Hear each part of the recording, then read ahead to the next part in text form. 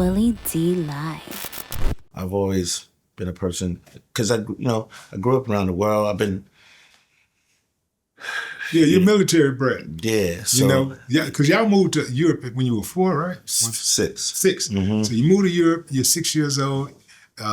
What part of Europe? Germany. You're in Germany, but you're on a military camp. You're in a... we lived on the economy, which is basically...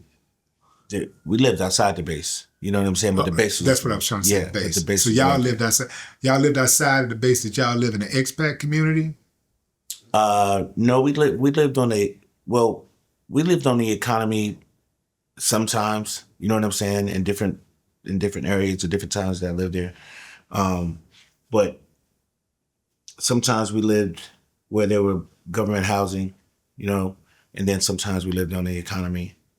But I never lived on the base, because the base is where they never really housed the families on the base. Yeah. Which, now that I think about it, it's like from a security perspective, if there were ever to be any war or... Right, they would have hit that base first. They would have hit the base first, yeah. Yeah. So was your daddy a textbook, like, drill sergeant? Yeah, you know? Yeah, he was very, my dad was very, very structured, My mom was the general of the house, for sure. But, it was a very, it was a great upbringing, It was like, my dad wasn't necessarily my dad's not like a mean guy. Like, he's very cordial, you know what I mean? Which is pretty interesting, because what he do, it's like he be gone for like 2 months, and he'd been out there, getting to it. So it's like, I enjoyed the idea of like being able to talk to my dad, and him, he's pretty much a philosophy type of person. My mom was more emotionally sound and very like giving, but at the same time, she didn't take no shit. Mm-hmm. So, it was, it was great. It was great upbringing, man. And it was like, I didn't really have even though I'm from Carrollton Road, I didn't really have a difficult time communicating with my parents, And I was like one of them kids is like, if my mom and dad said do something, I was doing it. Mm-hmm. I just wasn't really into like disobeying my parents.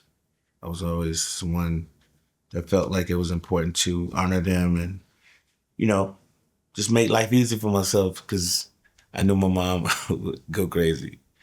When you started messing with the music, what's your dad's reaction? My parents was, I saw my first record deal when I was 14.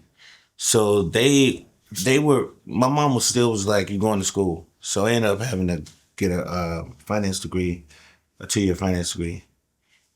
But my dad, he was always cool with it. He just wanted me to be happy. As long as my mom was happy, my dad was happy, So my mom was kind of like raising a little sand about it, because she just wanted to make sure like that I had something to fall back on. But I was really good in baseball too. So she was big on education, and just making sure that like, my grades was on point, me and my brother. But man, it was just great, man. So I was just, starting to do shows and touring and stuff. And then I came back to the States. I ended up losing my mom. And so I came here to sign a deal with Warner, and my deal fell through. So people was asking me to start writing. They was like, can you write songs for other people as well? And I was just like, hell no. I didn't think that. I didn't really want to do that at first. But then I started getting these offers that was really great. And the records that I was making, they were already different. Like, I never really liked to make the same type of record. So I think from that perspective, they was listening to my records and sort of feeling like that. They're very they were never one dimensional. So, you know, and I love up-tempo records. Records like Yeah or Run It or Give Me That or, you know. A lot of those songs, you're right, they are diverse, which says something about you too. You're not a one-trick pony, and you know you're not tied down by one genre of music. Yeah. Because your range is incredible, Exactly. and I know to be able to work with, you're working with international artists, bro. You're not just working with R&B artists. Yeah, they might. Somebody might try to categorize them as R&B, but you're working with international artists, you know, Fergie, you know, Beyonce, you know, Lil Jon, Pussycat you know, Dolls. yeah, Pussycat Dolls, Enrique you know, Iglesias. yeah,